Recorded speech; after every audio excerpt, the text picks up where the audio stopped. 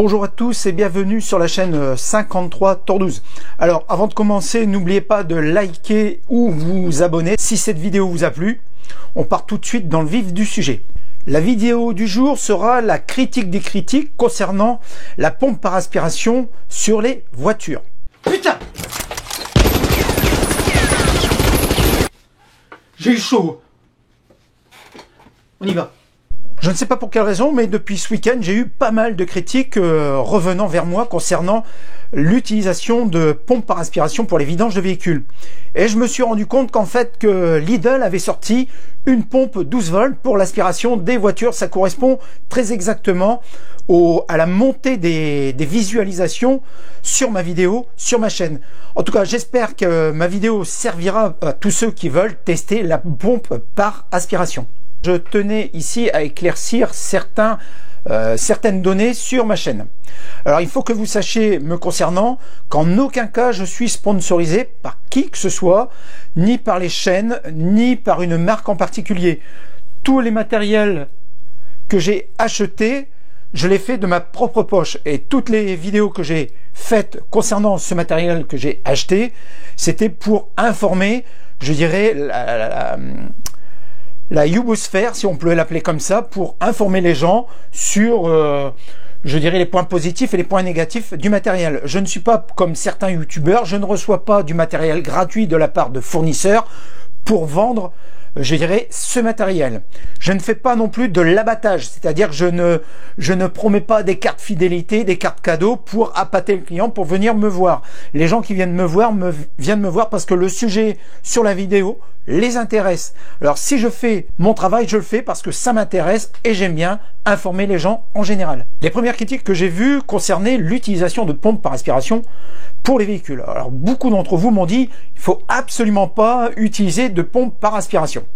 Alors moi j'ai été regardé sur le net, mais sachez messieurs dames qu'il y a plein de professionnels qui pratiquent la même chose que moi. Alors pour moi ça a été une découverte, et ces découvertes je l'ai appris grâce aux professionnels, donc j'ai décidé de me l'appliquer à moi-même. Alors si vous voulez critiquer, critiquez, je vous encourage à ceux qui ont apprécié, ceux qui ont réussi à mettre des commentaires également pour faire partager et faire vivre cette communauté de partage qu'est le web. Certains d'entre vous ont signifié que le fait de faire des vidange par aspiration laisserait au fur et à mesure du temps de la mélasse au fond du carter du bac à huile. Pour satisfaire, je dirais, les mécanos, j'invite tous ceux qui font des vidanges par aspiration doivent faire de temps en temps une vidange par l'écrou de vidange standard.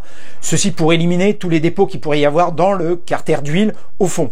Bon, bien sûr, pas attendre 10 ans, mais sachant que les véhicules modernes d'aujourd'hui, c'est plus les véhicules d'il y a 20 ans ou 30 ans. Donc, les performances moteurs aujourd'hui ne sont plus les mêmes.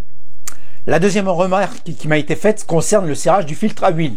Donc certains d'entre vous m'ont dit qu'il ne faut absolument pas serrer avec une clé. Perso, je préconise un serrage modéré avec une clé. Pourquoi je dis ça? Parce que j'ai un collègue, à la suite d'une révision de son véhicule, a perdu son filtre à huile sur l'autoroute et de fait, il a cassé son moteur suite à une fuite d'huile conséquente. Voilà pourquoi je préconise, moi, un petit coup de clé supplémentaire, modérément, on ne serre pas comme un bourrin, pour confirmer le serrage du filtre à huile, s'il est en métal.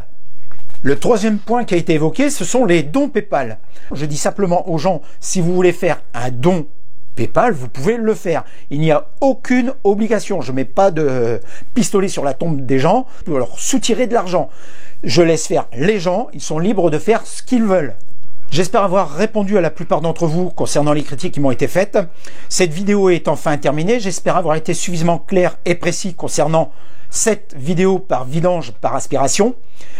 N'hésitez pas à liker, n'hésitez pas également à vous abonner et je vous dis à une prochaine fois sur la chaîne 53 Tordouse. Ciao!